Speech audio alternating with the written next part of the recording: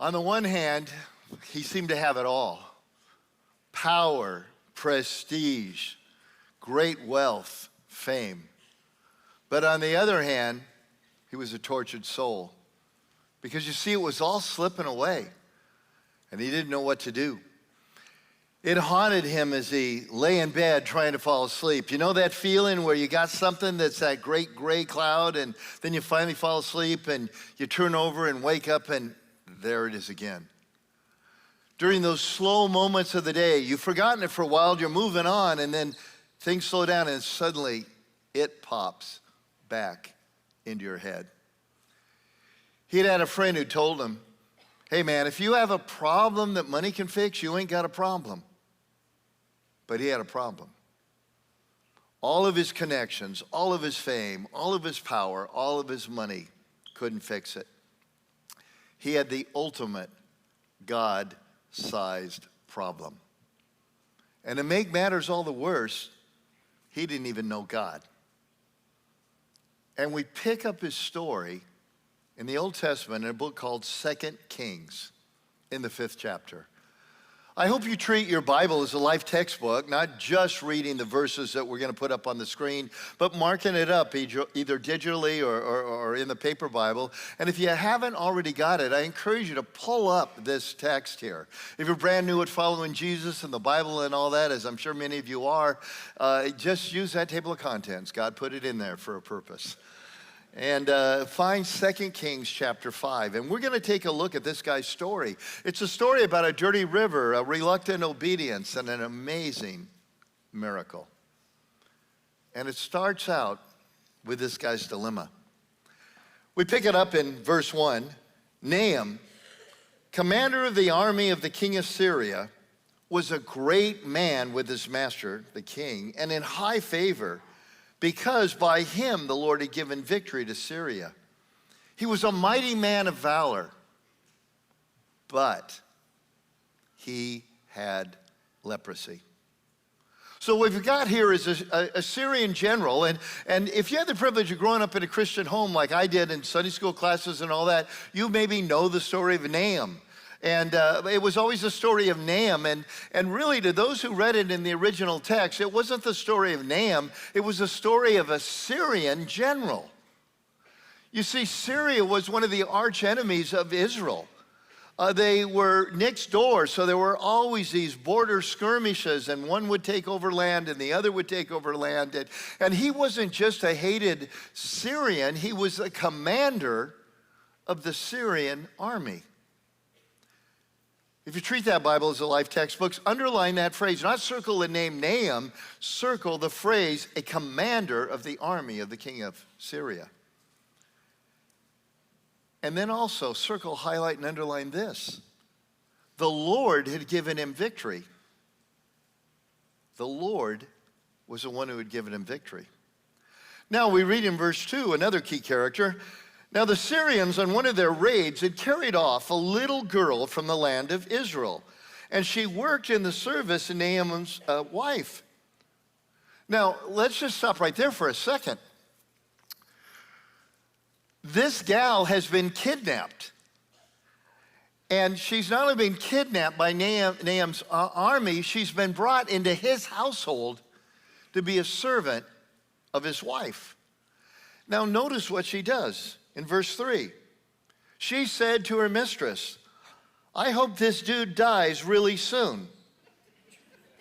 Oh, I'm sorry, got the... She said, would that my Lord were with the prophet who is in Samaria, he would cure him of his leprosy. So we've got an enemy of Israel, doesn't even know God, attacks the nation and people of God. And then we've got a Syrian girl who got caught, a Jewish girl who got caught in the backwash of other people's sin, completely innocent, and at an old enough age to know about the prophet that was in Israel, not just as a little kid. Then she's brought into the household of the one who's done all this damage, and she's supposed to serve him. And instead of spitting in the coffee, she reflects the heart of God. And what later on would be the teaching of Jesus, God in the flesh, telling us how we're to live. we're to return good for evil. We're to love our enemies. And we're going to see, because this young girl, in a situation where so many of us would wave, our fist at God and go, what's up? She did what God had called her to do. And because of this, an incredible story takes place. And the Lord says, print it. This is not just good for now. This is good for all time. So now we pick it up in verse 4. So Nahum went and he told his lord the king, thus and so spoke the girl from the land of Israel. And the king of Syria said, well, go now, I'll send a letter to the king of Israel. So he went, taking with him 10 talents of silver, 6,000 shekels of gold, and 10 changes of clothing. It's kind of like somebody who has run out of any help with the medical system here and decides to go down to Mexico to get alternative help and medicine, and they take a few $1 million with them just to say, hey, let's try it. So that's what he does. Well, verse 6 says, he brought the letter to the king of Israel, and the letter was pretty short and sweet. Here's what it said. When this letter reaches you, know that I, the king of Syria, have sent to you Nahum, my servant, that you may cure him of his leprosy. Well, when the king of Israel got that, there must have been some kind of truce going on at this particular time. Syria was still stronger, and the guy had a bit of a panic attack, like, oh my goodness, like, I'm going to cure him. What am I going to do with this? So in verse 7, it says, when the king of Israel read the letter, he tore his clothes and he said, am I God to kill and to make alive, that this man sends word to me to cure a man of his leprosy? Listen, only consider, here's what's up. He's seeking to quarrel with me. He's trying to set up another battle. But when Elisha, the man of God, the prophet, heard that the king of Israel had torn his clothes, he sent to the king saying, hey, why have you torn your clothes? They're expensive. That's in the Hebrew. Like, what'd you do that for? Just let him come on down to me, that he may know that there is a prophet, i.e. also a God, in Israel. So Nahum came with all of his horses and chariots, and things become rather humbling for this big man of power, prestige, and honor and wealth. Remember, he's brought his whole entourage with him. He's bringing all of this money. He's like ready there. And so he goes to the house of Elisha, and let's see what happens. It says he stood at the door of Elisha's house. Probably rang the ring doorbell thing or whatever, and is expecting Elisha to see him and come in, oh, look at this. And instead he's just standing there. And then finally, Elisha sent a messenger to him. Catch that. Elisha didn't even come to the door to greet this incredibly important person. It's like, send one of the household servants. And then he tells him, go and wash in the Jordan 7 times, and your flesh will be restored, and you shall be clean. But Nahum was angry and went away, saying, behold, I thought. I had this whole thing figured out. Like, I cannot believe you didn't answer the door. You sent a servant, and you're telling me to go to that stinking little Jordan River? Now, here's what you need to understand about the Jordan River. If you've ever been there, it's a weeny little river. There's nothing to it. And not only that, it's dirty and muddy because of the land it goes through. There's a flood season. If you heard some of the Bible stories about crossing the Jordan, during flood season back then when they didn't have the dams and things that we do today to control the flow, it could get wild and crazy for a short period of time. But the rest of the time, if you were a long jumper, there's places you could jump across that thing. And he's going, what's up with this? He was angry and he went away saying, behold, I thought he would say, number 1, first of all, I thought he would come out to me.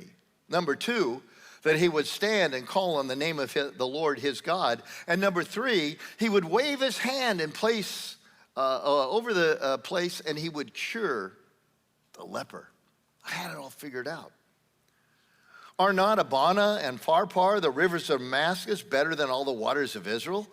Couldn't I wash in them and be clean? So he turned and went away in rage. But his servants came near, and they said to him, my father, it's a great word the prophet has spoken to you. Won't you go ahead and do it? And has he actually said to you that if you do it, you can wash and be clean? So he went down and dipped himself 7 times in the Jordan. And you can imagine what he's thinking. Time number 1, this is stupid. Time number 2, this, I'm about ready to quit after 6, right? And he goes down for number 7. And he did it according to the word of the man of God. And his flesh was restored like the flesh of a little child, and he was clean. But there's an even bigger miracle that takes place. Then he returned to the man of God, he and all of his company, and he came and he stood before him, and he said, "Behold, I know that there is no God in all the earth but in Israel." Mark that, highlight that. That's the key to what God did here. An enemy of Israel who did not know God now stands up and says, "Behold, I know there is no God in all the earth but in Israel. So accept now a present from your servant." But Elisha says, "As the Lord lives before whom I stand, I'm not going to receive any of this." And he urged him to take it, but he refused. And then Nahum said, "Well, if not, how about you give me, well, I'll just read it. If not, please let there be given to your servant 2 mule loads worth of earth." That's a lot of earth to bring back. "For from now on, your servant will not offer burnt offerings or sacrifice to any God but the Lord." I want to bring back some earth from here, set up a little altar place so that I only sacrifice to the true God that I now know exists. And then he says, by the way, though, I got a little problem. "In this manner may the Lord pardon your servant. Because when my master goes into the house of Rimmon, the demon god, to worship there, and he's leaning on my arm, I bow down myself in that house. Like, I have to kind of do the bow down thing. And when I bow myself in the house of Rimmon, will the Lord pardon your servant in this matter?" And I love Elisha's answer. "No." Die. Elisha goes, go in peace. It's kind of like that little kid who's being punished, made to stand on the corner, but he's sitting on the inside. It's like, bow down, you know better. Because you've come to know the God Most High. Now, the story goes on. You can read the rest of it this week. But for our purposes today, what we are going to take a look at is to step back and see what we can learn about when, where, and how God works. Now, catch this. I'm not talking today about how we can get our miracle. There's a little aspect of that. But what I'm really talking about, how, when, and where God works. Because would you agree with me that can be rather confusing? I mean, one time you're praying and boom, there's the answer. The next time you're praying and it's as if the heavens are silent. Your small group is seeking the Lord in some area for someone in your group, and you pray and he never shows up. There's times where you and I look around and like God, you're not here for us, and the wicked are prospering like crazy. Like what's up with this? And so the question underneath it that fuels our faith or our rebellion is a question of when, where, and how does God work? Because if we don't understand that, we're going to be angry at a God that is the greatest God of grace and mercy and love that has ever existed. And at other times, we're going to think that, well, it was my faith and my righteousness that created this thing that God did in this situation. And this story teaches us so much more than how to get your miracle, because sometimes we get our miracle and sometimes we don't. If you're familiar with the famous passage in the book of Hebrews, the Hall of Faith, where all these stories are given of these people who trusted God and all these great things happened. We got to remember at the backside, it says there was another group who were commended for their faith and nothing happened for them. They were tortured. They had to live in caves, drive very old Civics, and all kinds of stuff that just, it's like God didn't come through like he did for some of the others. So what do we need to learn? The first thing is this.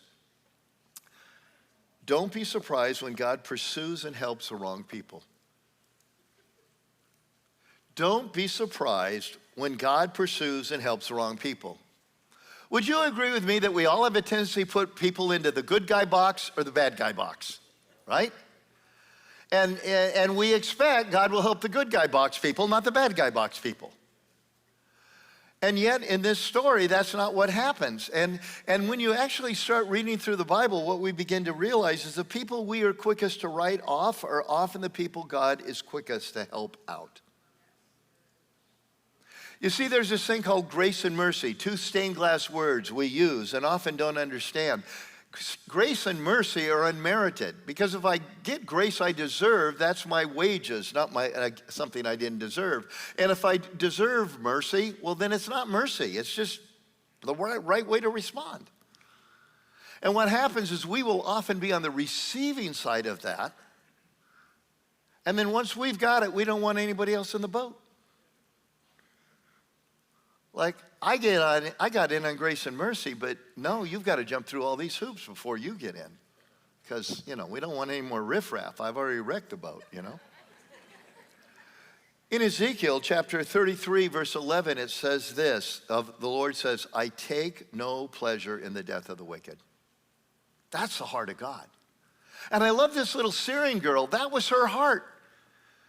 Man, if I'm her, I'm not telling him about Elisha. I'm praying to God, bring him down. But she has the heart of God.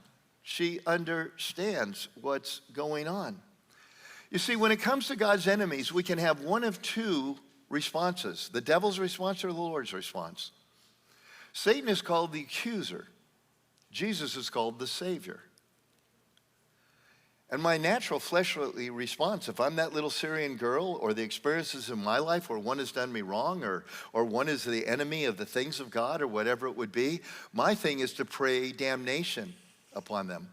I see the enemies of God and I want to wipe them out, but the heart of God is not to wipe out his enemies, but to win over his enemies. And he's made you and I ambassadors of that message. He's left us here to be his hands and his feet, to be the people that are pursuing the enemies of God, not to wipe them out, but to win them over. And then the ultimate choice is, yes, it's going to be theirs. And we have a God of justice and a God of wrath, but he always starts out as a God of pursuit. This little Syrian girl doesn't get enough play when we look at this passage, because it's only because she did the right thing that was so counterintuitive but so aligned with the heart of God that the story plays out and the purposes of God are carried out. We need to be aware of what I call the Jonah response. Some of you are familiar with the story. Those of you who aren't, Jonah was a prophet. There's a whole book in our Old Testament written about his story. And God had told him to go to wicked Nineveh to declare that God was going to destroy them. Now, you would think that he'd be pretty excited about that assignment. I get to go tell the enemies of God, dude, you're about done, and I'm so pleased to bring the message. But the thing was, Jonah the prophet knew the heart of God. And he figured, if I go and tell them, you're all toast, God's about to come and you're done. He said, oh my gosh, what if they repent? I know God's going to take care of them. I don't want to do that. So when God said go here, he got in a boat and he went the wrong direction. And a kind of fishy story comes out of that whole thing, okay? But the point is, you and I can often have that heart. Like, Lord, anybody but them. Like, no, I don't want to do that. Like, they might listen to me. And the Lord's saying, well, yeah, but that's what I did with you. I made a list of some of the wrong people that God pursued and blessed. And the first one on my list is Larry Osborne. And I would think the first on many of your lists would be you. You know, we so quickly forget what we've been saved from and delivered from. How about Abraham? We know Abraham is the father of our faith, don't we? Ah, great Abraham, teach that in the Sunday school classes, Well, you do realize before Abraham was the father of our faith, he was an idolater. There was nothing special about him. God came to him and said, hey, if you will leave Ur of the Chaldees and leave everything behind and come and follow me and trust me enough to do what I'm saying, I'm going to do all these great miracles for you. It wasn't God looked in the Ur of Chaldees and said, dude, that guy is really pretty good. He's a great #1 draft pick. I think I'll go for him. I think that's often the mindset I have and we can have. God looks down, he knows time. He says, that one's going to be really good. I'll pick him. No, he says, that one's really lame. I'm going to show my glory in picking him.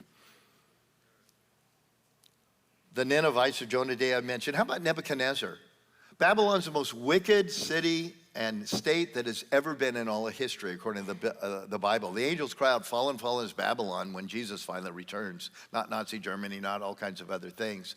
This guy attacked Jerusalem, destroyed it. He attacked the temple. He took things from the temple of God, brought them back to the temple of Baal, his demon god, and put him in there to mock the true God. He took a bunch of people like Daniel away.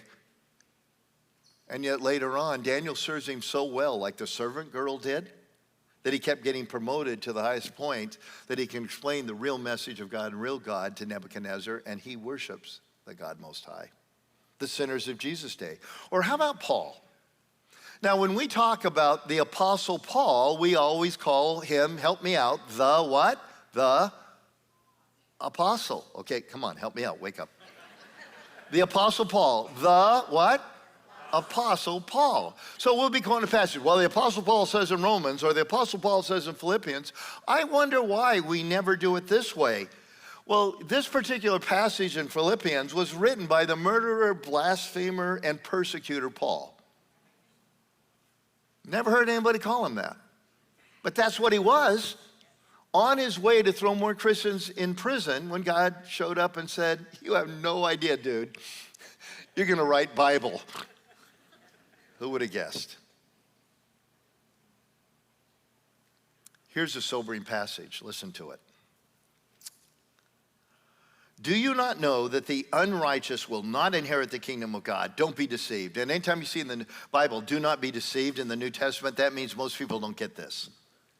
So he says, now understand, this is counterintuitive, but this is the truth. Unrighteous won't inherit the kingdom of God. And let me tell you who that is. Anybody who's been sexually immoral, an idolater, an adulterer, men who practice homosexuality, anybody who's been a thief, or greedy, or drunk, or reviled, or swindled, they will not inherit the kingdom of God. They're going to hell. Okay, let's go home, all depressed.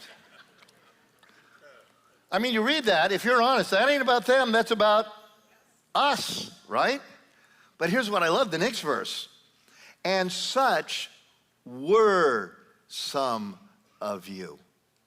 But you were washed, you were sanctified, which means set apart. You were justified, made right in the eyes of the Lord, in the name of the Lord Jesus Christ, by the Spirit of God. You see, grace and mercy really are unmerited. And when we get that our grace and mercy is unmerited, we can be like that little Syrian girl. And then God works through us. How, when, and where does God show up? When we do those, I mean, how insignificant would you have thought she was if you were looking at the beginning of this story? That's us. But we've got to play our role, and then God shows up. Second principle I get out of this passage is this. The ultimate purpose of a miracle is our holiness, not our happiness. I've always naturally assumed when I'm seeking God to do something, because he's a good father, that he wants me to be happy. But if I go back and remember when my kids were young, I was trying to be a good father, but everything I asked them to do didn't cause them to go, oh, good father. Right? You see, sometimes a good father is doing things that are for our benefit later, but a bit of our misery right now.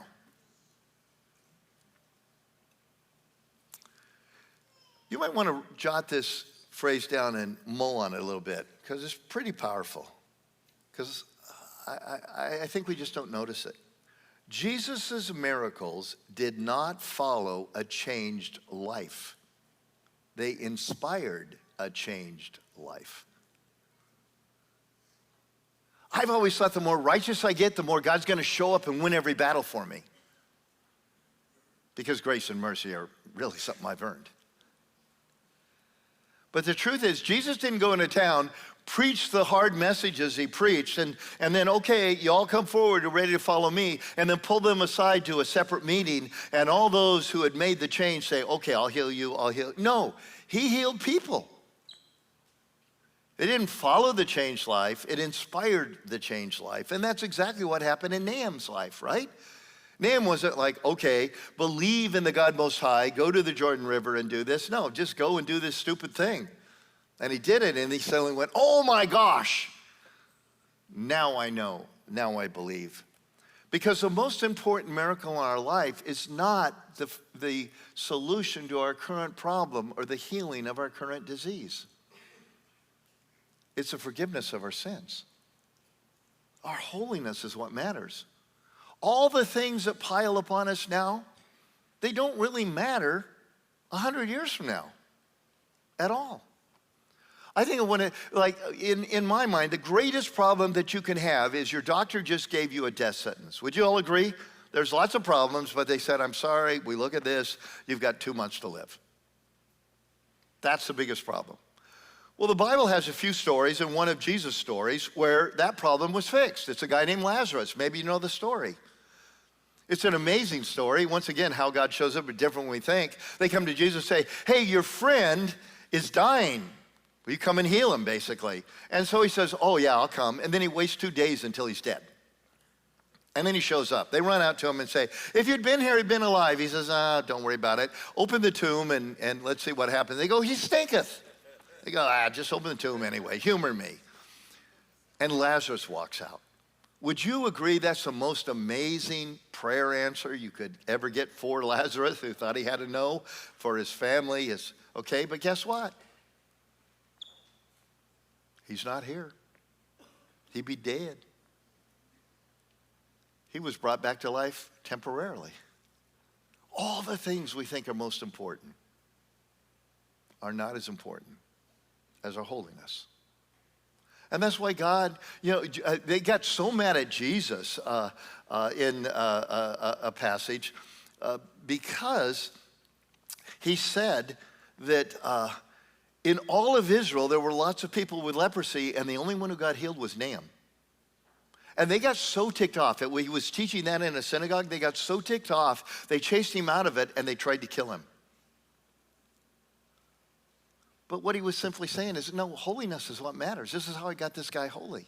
But nobody else got that, but they got what was needed most. Third principle.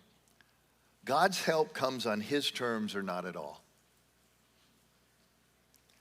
God's help comes at his terms or not at all. Naaman's pride and assumption almost cost him his miracle. Are you kidding? Stinking little Jordan River? You won't even come out and talk to me? Like, this is not so.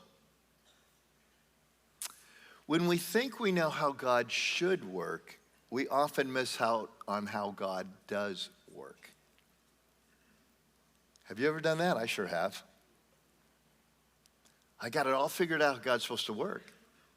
And then when he doesn't, I can shake my fist at God or what's up with this? Because when I have God all figured out, like Naaman did, those 3 things he thought he would do, what happens is when we go there, we miss out on how God does work because we're so dialed in on how we think he should work.